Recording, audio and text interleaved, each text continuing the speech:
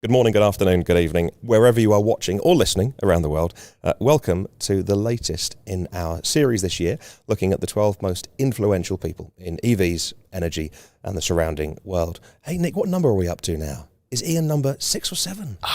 We should have counted. We should really check. We should really check this. It's not like we've not done this before. If we haven't even done this prep, goodness knows what research we've done. Anyway, we are delighted to be joined, as we've already promoted and talked about. Ian is joining us from the Osprey charging network. Thank you so much. We are here at Fully Charged Outside. How's your show been going so far? It's been insane. It's been amazing. I think the mix of being the first big event after the pandemic, and just seeing the growth and the size of the event and the interest levels have been amazing. So it's been overwhelming in an amazingly positive way so far. Awesome. Now, last featured you guys when I came over to your central London office. That was in 2018. I came over and chatted in the boardroom, and just the world of EVs is so different to 2018. And in a way, it's a blink of an eye. Yeah. But you've been doing this a long time now. So how is the business developed?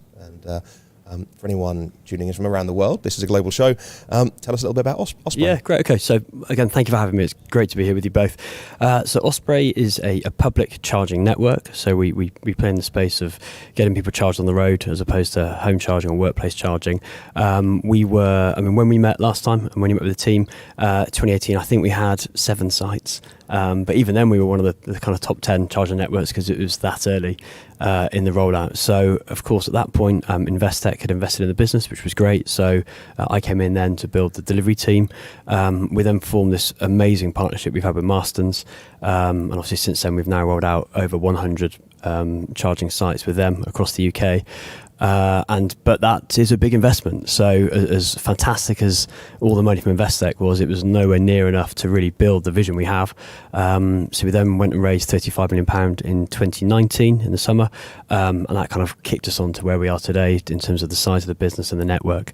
As of this morning, we've got over 250 sites. We've got kind of 350 units in the ground.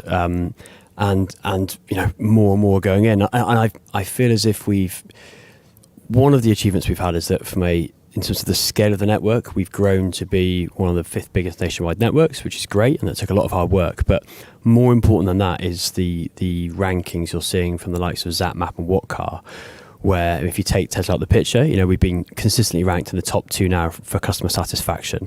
And to be honest with you, it's and I don't mean any disrespect to my operations team here, it's a lot of hard work to deliver these sites. It's not easy, but the really hard work is getting this right for the customer, and all the things that make it difficult in terms of contactless payment and 24/7 call centers, all the things which I know should be so basic, but I feel like that's where over the last 2 years the industry has just stepped up. And now we're at a plane of having established that. So we sit here today established as a top network and, looking to move on to the next phase. And congratulations there for syncing the word plane as the plane went over Farnborough. The microphones to pick that up. But yeah, we are at Farnborough Airport, and not quite as incongruous as being at Silverstone 2 years ago, and more than that, where there's race cars at an electric car event, but still an airport, which is still kind of funny. But Dan Caesar made that joke, so I'm allowed to make that joke. And for anyone watching this again that doesn't know, a lot of people either think kind of black and white in terms of charging. They think they're going to charge at home slowly, or they're going to pull off the motorway, 10 seconds. And plug in at 350 kilowatts and charge for 5 minutes and go. Yeah. Your network has a different philosophy. So up until now, the kind of places that I've used your chargers, I've had a meal and a drink. Yeah, I think there are 2 types of charging away from the home and the workplace. There's en route charging, which is, if we're being crude about it, you want a slug of power to get back on the road as quick as you can. Imagine your worst case scenario, you've got 2 screaming kids in the back. You just got to get that power and get on with your journey, and then you'll charge at your destination.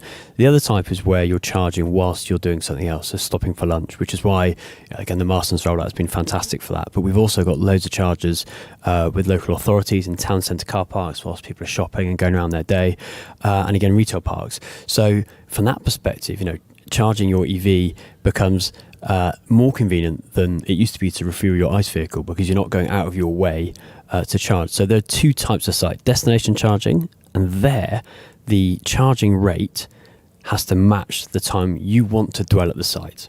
So if you're going to a cinema, you don't want your car to be charged in 45 minutes because you're not going to leave halfway through and move your vehicle or do anything. If you're going shopping, that's when you want a 45-minute charge. So destination charging, you'll have different charge rates from 7 kilowatts through to much higher charge rates. En route, as much power as you can, as quick as you can.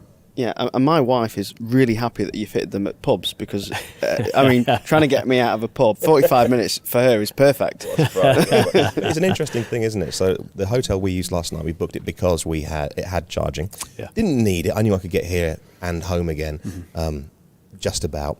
But we still booked it because it had charging. So they got my business because they had a charger. And it's a hotel that had 2 of the red Tesla destinations and 2 of the white ones. Yeah. So I plugged in at 7 o'clock. And the ID3, I think, is 11 kilowatt. I think, anyway. I think the Tesla ones would charge at 11. I don't know, because Volkswagen won't let me see the charge rate on the screen. They do miles an hour in the ID3. But it got to 11 o'clock, and we were heading to bed, and I was like, oh, crud, I better go unplug the car. There might be somebody else that wants to use it, because it was full. It filled up half the battery. So that kind of thinking about how you charge is really fascinating. As the years have gone on, what are you finding in terms of the kind of people now getting into electric vehicles, the education job that I say, look, if somebody wants to plug a plug-in hybrid into a motorway service station, hey, if it's got the plug, they're allowed to. I don't want to discriminate, but there is also an education job to do. There is. So can we talk about that? I think we get asked a lot, what's the one thing the government could do? What's the one thing we need? And the number one thing is education, because that will help the adoption massively. But the problem is that alongside this need for education, there's also so much misinformation that's coming out. And if you look outside now, you've got, 150 stands of people selling their stuff.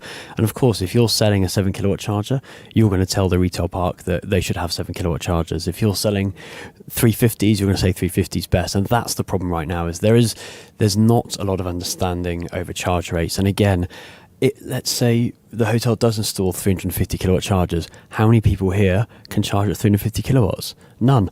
So it's complicated. And then we're also trying to future-proof. So, you want to put an infrastructure today that's going to last the term and be ready for the 800-volt batteries when they come. So it's complicated, and we've got to find a way to translate it as best we can, and then we get into 400, 800-volt as well. So it's... the information is a problem. I think we're getting there in terms of terminology. I'm seeing a lot of the networks now, ourselves included, are talking about max charge rates.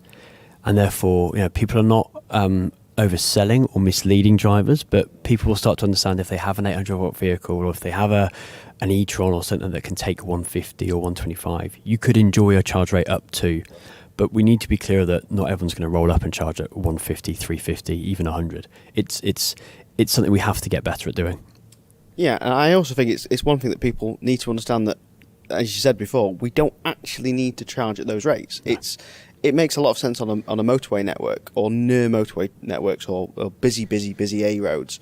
But if you're pulling at a pub, for example, where you fit yours in Marston's, you don't want to be charged in 5-10 minutes. Yeah. 45 minutes, enough time to eat the food in the pub. Get ready, have a charge. It's perfect. And exactly. As we get for bigger batteries, those charge rates, 45 minutes, will be longer, and you'll still, you'll be filling up the battery the same. So it's a very forward-thinking, future-proof idea to put those speeds in at pubs, because that's, as we're getting towards now your 98, your 100 kilowatt-hour batteries, those charge times suddenly start increasing. Yeah, and I think the other thing is, if you look at the motorway services, the average dwell time at services is about half an hour. Once you've been in, used the loo, got your food. So even in the services, you're not after a quick slug of power. Now, petrol forecourt, we have this partnership with Shell, where we're putting in the high power chargers on their franchise sites there. That is really the environment where you need the highest charge you can possibly get. And even then, if you look at a Taycan, it's only charging at the top rate for 9 minutes, 10 minutes, and then it drops down again. So what you're going to see is, if we all go in and install these ultra fast 350 kilowatt chargers, you might, with a 1 megawatt connection, get 4 of them in. But if you put 150s in, you could have 10 chargers, which is what we need more than anything else, is an availability of chargers that charge at the right charge rate. And this is why, we, the charge point networks, the landlords, we have to spec and configure the sites in the right way to get more people charging, to remove this charge anxiety. So it's this, of course, look, and I'm afraid men are worse than women. everyone wants the fastest, shiniest, most powerful thing, but we can't have this race for 350, 500 kilowatt chargers. It's not the right thing to do. And the other thing we're seeing is obviously, as we're getting these more high-powered chargers, what people are not realising is that means the cost per kilowatt's going to start increasing because they're a lot more expensive to fit for you. I mean, 50 kilowatt chargers have radically dropped in prices recently. From what they used to be, 5 years ago. So, do you want to pay 34, 40, 50p a kilowatt hour for super fast 800 volt charging, or would you rather pay, a lot less, to still obviously more than you charge at home for the convenience, but which one would you rather have if you had the choice? Most people think they want fast, but if they had the choice, they'd probably pick the cheaper charger. Yeah, I think the cost of infrastructure is significant, but there's a tripping point really. I mean, you can install. So, quick bit of background on this. So, if you look at the average fast food joint, it probably requires about a single-story fast food joint requires about 70 kilowatts to run the whole site, the kitchens, the where you eat everything. So, two 50 kilowatt chargers requires about 140. Wow. Okay, so to put it in context. So now, but the problem is the minute you try and install more than two 50 kilowatts, or more than one 150 kilowatt. On most occasions, you then need a HV connection, which needs a substation. Right. So the problem is there, the cost is significantly different of all the infrastructure there. But again, the space you need. So you can't do that in every fast food chain and drive-through coffee shop, So, but what all of us here at this event want is we go into a site and we get faster chargers and lots of them. So the costs are coming anyway because now we have to do substations everywhere. That's what we have to do. You have to do a substation. If we want to do a site of more than 3 rapid chargers, more than 3 DC, on most cases you're looking at a new substation being built, which can cost in the region of another £150,000. There's the land cost, right, and everything that goes with it. And is there a marketplace for that to drive down the cost, or are you really at the mercy of, a kind of a monopoly or a handful of companies that can do that specialist work? No, we've got some brilliant partners, and there's a very competitive market, thankfully, and there's some great innovations as well in terms of the funding of the substations. But I think it's a different world from where we were 3 years ago when you look at putting 2 chargers into a car park. It's to deliver what EV drivers really want today and going forward, you need a multiple number of high power chargers or chargers that can vary the charge rate. Oh, wow. It's almost like we're going to get onto that. This is a nice segue into our what we're going to talk about. So we are recording this at fully charged outside, and we do know that a couple of things. The reason why we're in this room, not out, we're going to do it outside and with an audience. We're going to invite people to come along and listen to Ian. We scrapped those plans because there were some things that you were going to talk about today that aren't quite public as we're recording it. As you're watching or listening to this, it's all public now. So let's segue into some of those are known already, and then you're going to get onto some other stuff as well. Yeah. So this is what you were really excited about, right? Yes. Power sharing. It's basically like going from a 7 kilowatt charger. I'm just trying to explain it to a new 350 kilowatt charger. That's the jump in cleverness in technology. Right. Now, it's nothing to do about the speed. I'm just talking how clever this technology is. And the best explanation I can give for this thing is go and watch Ewan's video, because he's done a perfect job of it. He's explained it better than anyone I've ever seen explain it. And the best way of explaining it is asking Ian to explain it. Well, you've got the CEO here, so we should ask the CEO. Yeah. Where's Ewan when you need him? Yeah. Oh, which is called Plug Life Television, by the way. Yeah. Go and check out his channel. He turned it around really quickly, and it's the animation's really good. How did you make this? Sorry. Anyway, Ian, tell us about some of the things that we can announce. So I think we've announced now that we are launching this KemPower charging technology in the UK. It's been widely used in the Nordics, and it's also been used by some people in a fleet capacity in the UK. But we'll be launching our first KemPower site in the coming weeks. So it's already built. We've seen the chargers in the ground, so very excited about that. And there are the first site's in Wolverhampton, the second one's in Banbury. But as you say, this tech is just so clever because it really deals with the problem of where you will always have an amount of grid within a site. And what we want to do is make sure that we're giving as much power to every car as much as it can take. And that's the key piece. So imagine if you have a Porsche Taycan that comes in next to a 7-year-old Renault Zoe. Okay, it's an absolute waste to have 2 150 kilowatt chargers or 275 kilowatt chargers because you're wasting power. There's power sat there in the ground that could be given to the Taycan that couldn't be. So, and I've given a very theoretical kind of top level example there, but the point is then imagine that over 8 bays. 8 charging bays, and also the cars could all be an identical make and model, but one of them could be at 80% state of charge, one's at 20%. Every single vehicle that drives into that site will have a different requirement for power. And what the KemPower system does is you'll see the very thin, quite small dispenser units at the bay, and the power's all at the back, and it load balances and manages what does each vehicle want. I'm going to give that car 125 kilowatts. I'm going to give that car 50, and it's dynamic through the charging process. And what it means is that you're configuring a site much more effectively so that the driver gets the charge they need, rather than what you would have traditionally is a set amount of power in that charging bay, and you can't give more and you can't give less. Would it be fair to say that a lot of chargers are dumb, if you like, as in they have that amount of power and they don't know what the chargers around them are doing, whereas the system that you're going with has... I love the dispensers. They're so elegant. They're so simple. It's exactly what is needed. As long as the signage around it, it says EV chargers, don't ice it. It's exactly what is needed. But then all of the brains are in the cabinets behind, but they're kind of modular, and so they run in. So how big is each module in terms of the kind of the kilowatts that it can dispense? So the 25 kilowatt. Right. So each module 25. Yeah. And then the brains can say, that car, I'm going to give it 4 modules. But then as it charges and the charge ramp goes down, or the charge curve goes down, and the car takes less, so your technology will say, actually, I'll give you 3 modules and I'll give another car 7. That's it. Amazing. Yeah. So, and I mean, you said the brains is in the power cabinet. I think it's almost the brawn is in the power cabinet. Okay. And the brain is in the software platform that runs behind it. So, I think that it's. And you use the word dumb there, I think, to be respectful to the other hardware, which we're still going to use, because, again, being independent, what we're trying to do is put the right charging solution to each individual specific site. So, again, we're rolling out the tritium high-power charger at the Shell forecourts at the moment. We've also got sites like the one down in Gosport now, the Starbucks, where you've got 2 75-kilowatt units. So, some sites won't be able to have the big power modules on there if they're retail environments. So it's about having the options to deliver the best charging configuration for each site. But I think the KemPower just gives you such optionality in terms of the number of bays, but also we're looking at using it in low voltage connections. So again, when there's only a small amount of power, sharing the load is almost adds more value to you, because you could then in effect share what would have traditionally been 2 50 kilowatt chargers across 3 charging bays. So it will allow more people to charge, and it will allow everybody to get closer to the charge rate they need and want in that moment. Yeah, and I think it's worth noting that other chargers do similar sort of things, load sharing between 2 linked units, but they only link between 2 units, and the KemPower system can be going through loads of dispensers. I don't know what's the limit of that.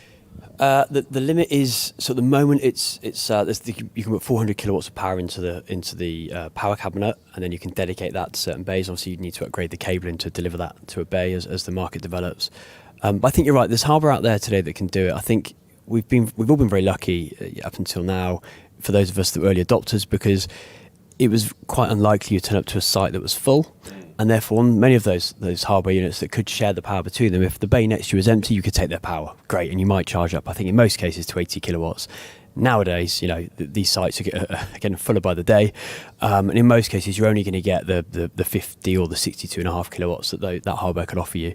So it was at its time very clever tech, but the world's moved on, and the demand we're seeing across the network now, post-pandemic, and especially in the summer holidays when everyone's on these shores, is insane. So a real-world example of one that currently shares power. So, for example, your Tesla bays, the A and B bays, if you had 6 bays and 2 of them were taken, and then someone parked next to your cubicle, so to speak, it would lower the charge rate of the car which was on the paired charger. Even though there might be another charger with nobody on, with nobody paired to it, you'd get that drop in power. That's right. Basically what the Ken system power is doing is the power's still there. We'll distribute all that power to that car that now needs it without dropping the charge rate of the other car. That's it. And we can also set the rules for the site on a by site and even by bay. So we can on a site by site basis. So we've got that flexibility to work on it. I think clearly first come first served is the best way to do it. So you shouldn't really be having your power taken away or cut in half, as I think happens on some of the Tesla, the old style Tesla bays. You might receive a drop down from 125 to 100, but you're still going to get a great charge per bay. And I think that's the way we will configure the sizes. We'll make sure that everybody in every bay will at least get, for example, a 100 kilowatt charge if the car can take it. Well, it's in your interest, isn't it? Because you charge per kilowatt hour. So you want people to get as much energy as possible for your business case, because you're charging for the energy delivered. You want people to get a quick charge. It's a great experience of your charges. We do. It's funny. Look, we're a business, right? We're spending millions of pounds, and of course we need to recoup it. But it's funny when you say that.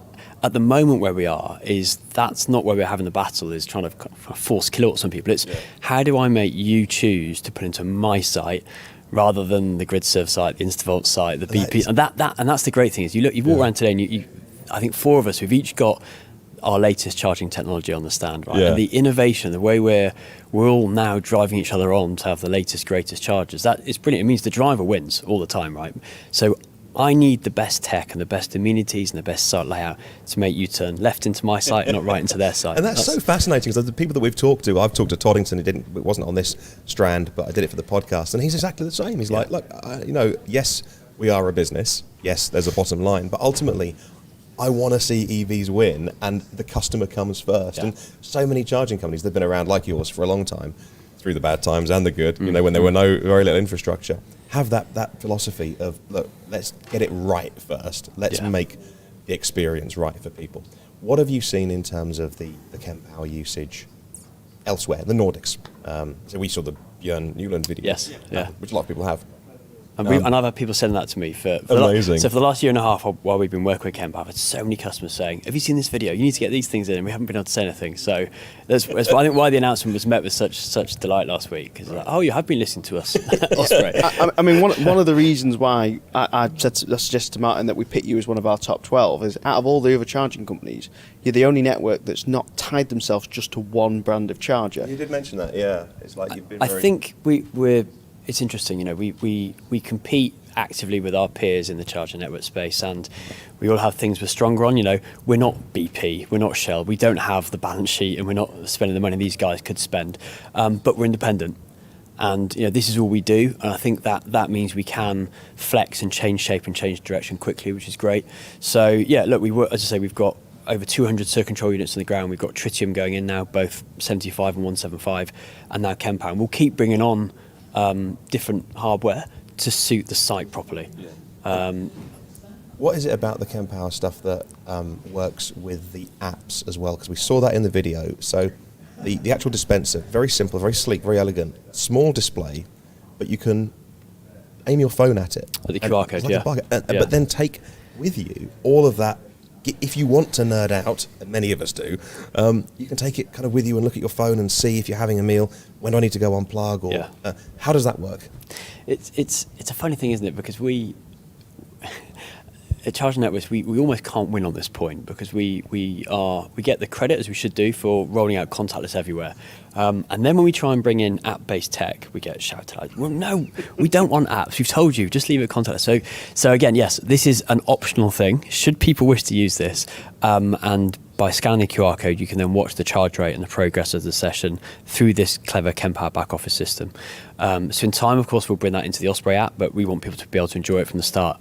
Again, it's just giving people more flexibility. And I think, why is it more relevant is, I think if you're on a traditional standard 50 kilowatt charger, you're going to work out where your charge rate is and what time you go back to the car. But given we've got this dynamic system now, it's more relevant to you. And also it's fun. People, again, we're very lucky. The market we have today, there's some, very, very interested people out there who love the tech. And now that isn't going to be the case for the mass market, but for many of the people out there on the stands today, this is amazing. This is what they love. So it's good tech. The thing is with first adopters are very interested in the tech.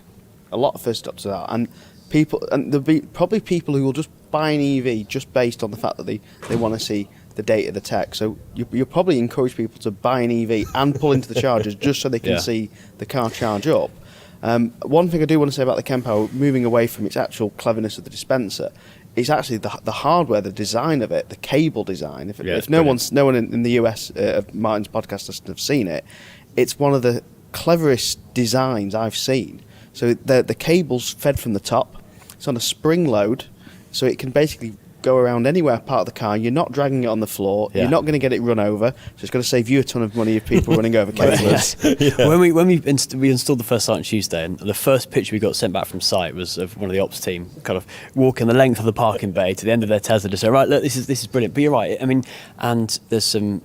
I mean, the new tritium units are great. They've got good cable length, and I know the charge point ink units have that clever arm. But it seems simple, but this stuff makes a difference. And if you're going to a full site and there's only one bay full, it can be the difference if you're getting a charge or not. So it's really important stuff. But just to go back to your point around the early adopters, I think again we've been so lucky because there's been such a higher level of technical understanding in the EV driving community so far, and now we're going to the mass market, and especially with company car drivers who some of them won't be choosing an EV for the reasons we did. They'll just be doing it for tax reasons or because their company's saying you're having an EV. Now we have a problem because these people don't have that technical understanding, right? And we have customers that say to us, I've got this CCS issue code, they know a lot what's going on, they know as much as we do in some cases. Now the mass market, they don't want to see any of this tech stuff. They just want the thing to work. And we have to make sure that it's so simple and it's so clear for them, whilst adding these added bonuses for the people that are really interested. So that's the challenge, is we got to embrace this tech without in any way complicating the user experience. And the things like the cables, they just do make it so much simpler. And again, the other thing that's really important is people talk about load sharing. It has to be one charger per bay. It sounds so simple. No, preach. But again, we've got these amazing the tech from Circuit Control, which can dual charge both DC and AC, and it's served us so well. But again, we do get a lot of calls from people saying, well, can I dual? How does the dual charging work? Can I do that? Now we've obviously the instructions are there, but we Brits, we don't read instructions very well. No. So there's so much work we're doing every day to look at how can we remove these pain points and make things simpler. So the challenge is bringing in the tech without causing a complication. So the KemPower stuff, they will spec it how you want it. So they will have a single dispenser point that you put at the end of a parking space, and they will put two CCS cables on it. They'll put one CCS, one CHAdeMO. Correct. I'll say my philosophy first, because They'll also put AC on it. They will, yeah. So I'll say mine, as a non-CEO of a CPO, I will say my point. I have owned two Zoes. We still own a Zoe. Mm-hmm. I've never owned a Leaf, but if it was my name at the bottom of the checks I was signing, I would not put AC or CHAdeMO in. I can't see that's the future, but every charging network is saying, hey, we have to respect the drivers that have bought a car in good faith. And now, where's the CHAdeMO plug going? Yeah. How do you see that debate?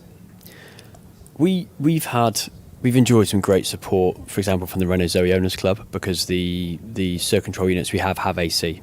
On most sites, some of the high streets, we can't get the grid for the AC, so it's DC only. But and on some of the newer sites, which are, again, en route, short dwell time sites, we are not doing that. Okay, now on some of the KemPower sites, what we'll be doing is adding a separate AC unit.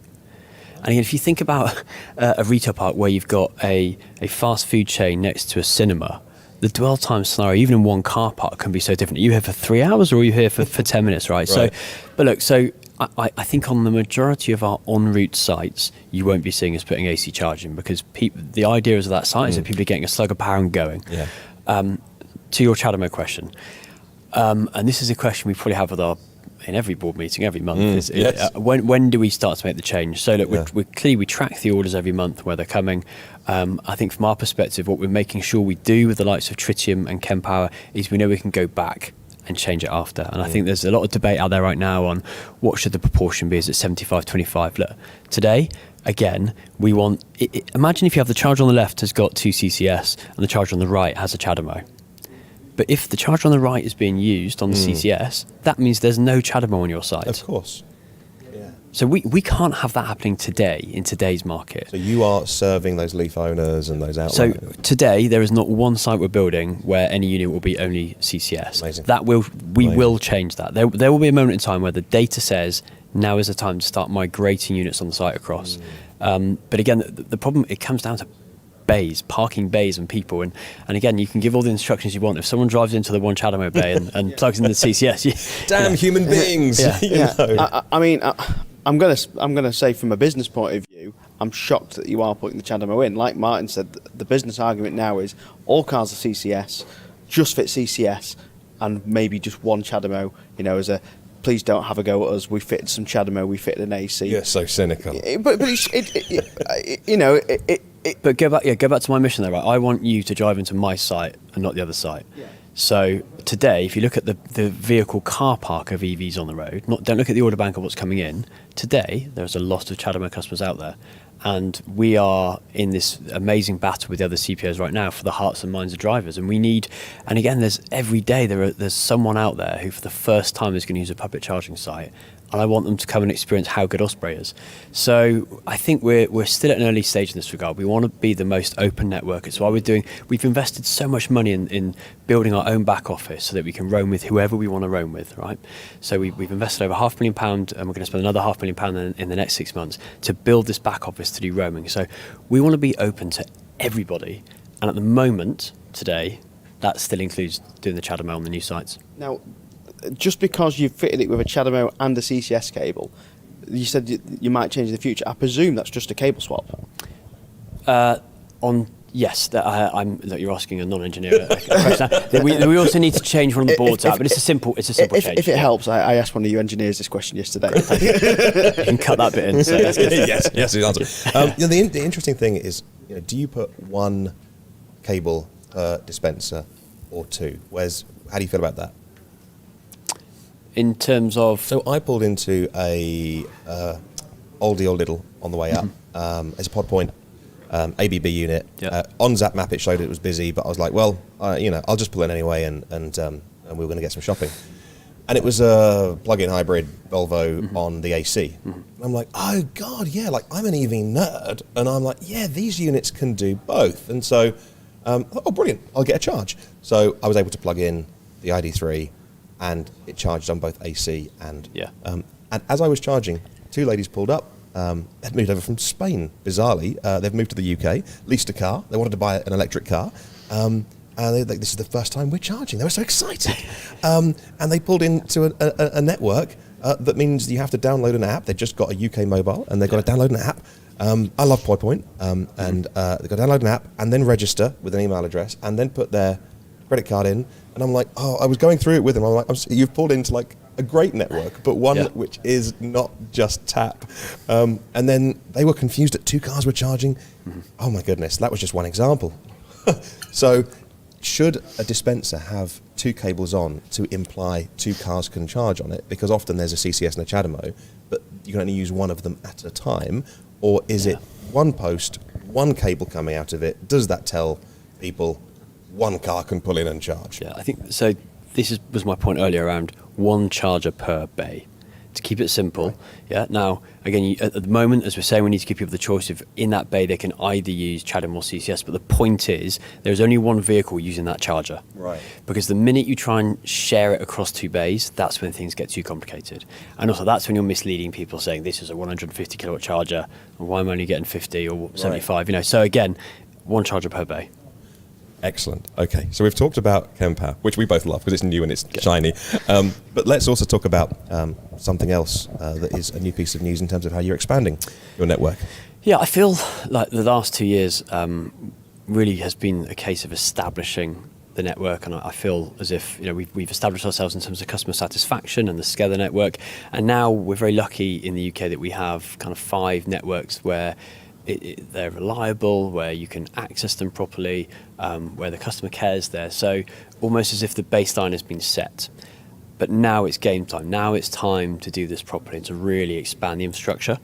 And we've got past this point of, chargers need to work and chargers need to have contactless. Now it's, I need to be able to get on a charger. That's the anxiety now, and especially as those who've travelled in the UK this summer would have seen, that's the major concern. And there's nothing worse than pulling in to a site and there's only one charger there and it's used. And what do you do then? You've waited the miles to get there. So charger availability is the key point. So to ensure that we're staying up to date with consumer demands and building for the future, the business is going to shift now, and traditionally you may have seen Osprey installing 2 chargers, 250 kilowatt chargers. On some cases where there wasn't a lot of grid, we chose to go with 1 charger because we thought one was better than none. Now we're going out on a big rollout now. We're going to invest about £100 million, and we are building over 150 charging hubs across the UK.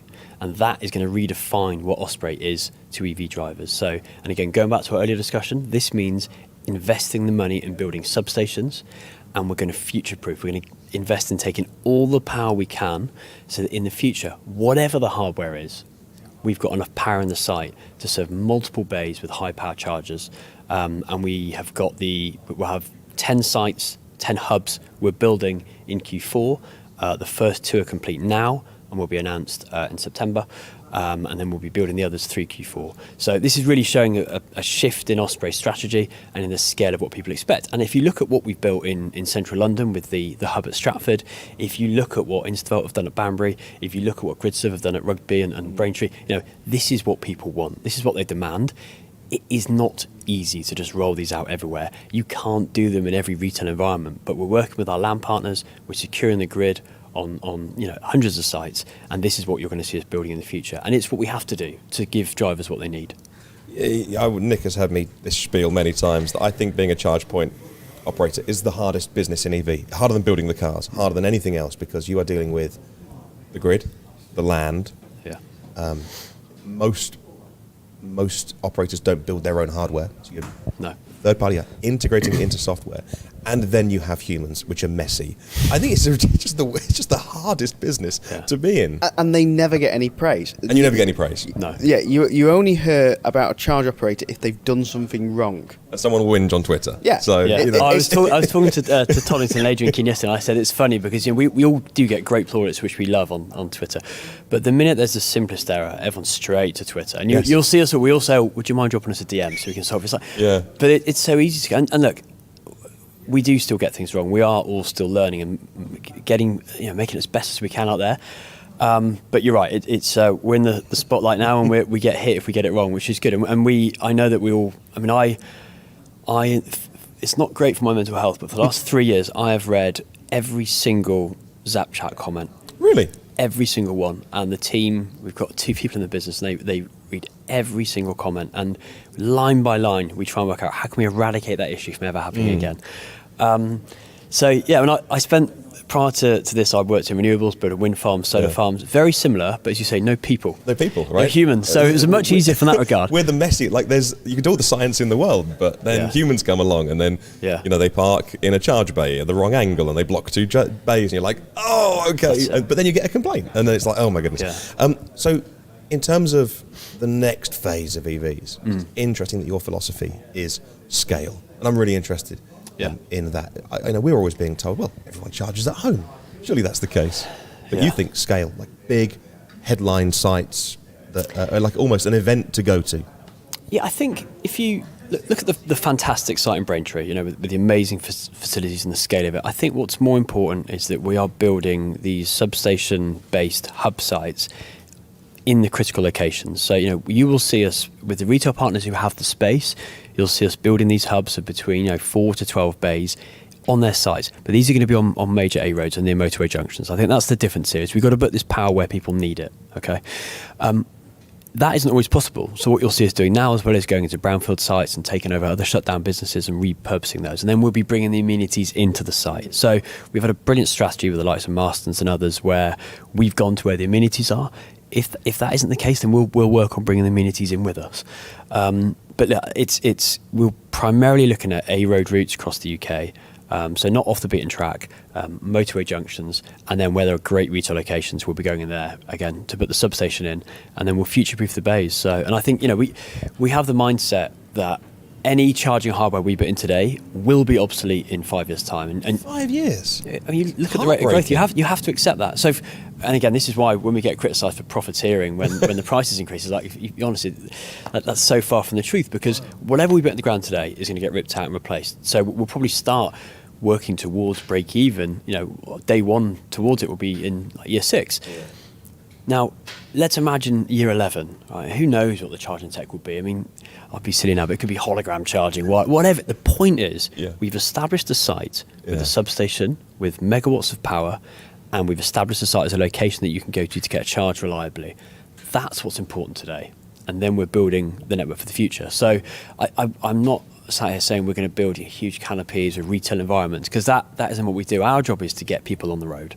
See, your job is to partner with retail sites that don't want to get involved with the messy part of the charging. They come to you, hello, we've got this big site, we'd like some chargers here, can we work with you as a LAN partner? Yeah, and I think this is all we do. We're not off trying to sell home energy products or trying to sell home chargers. This is all we do, and it's complicated. The people side is really, really difficult. We spend our days chasing the OEMs on firmware upgrades and dealing with the latest issues with contactless payment. That's our day job. The retailers can't be doing that. They've got their own businesses to run and their own fleets to run. So yeah, we come in as experts, not only in running the network, but also in the complicated part of delivering a charger network with all the grid connection works, the way leaves, the site works. And with the 100 Marston sites we've done, I think we've seen every shape and size of site problem, and obviously now we're doing the forecourts with Shell. So that's the expertise. That's why people come to a CPO, to help them with the rollout. And there will be different shapes and sizes of deals. Some of the landlords will want to take hold of the brand and own it as their own. So if you go to one of our Shell sites, you won't know that it's Osprey apart from the tiny sign that says Powered by Osprey, because we're delivering an extension of the Shell experience. So there'll be different versions of the contract, but that's the way it works best. Yeah. Okay. Well, before we finish, let's look into the future. And it's enormously hard. A quick story that I read this week was from a interview with 150 automotive executives from 2011. Yeah. And what will the industry look like in 2020? They all agreed. The consensus was all cars would be hybrid by 2020. That all cars will have some electric in. On the panel of an NPR interview was JB Straubel, at the time CTO of Tesla, and he said he doesn't think it'll be all, but I think you could go 25% plug-in hybrid cars by 2020. The point of the article was not bashing EVs. Humans are terrible at predicting the future, so let's try and predict the future and be terrible at it. I don't know. Let's look at 2025 because it feels attainable. Where do you think the charging industry could be in 2025 in terms of, will there be newcomers? Will there be more big fossil companies coming in and making investments? We've seen Shell, BP, Total, more independent companies like yourself. I think you'll see a few things. Firstly, the reason we haven't got more chargers in the ground today is because the land has not yet been opened up.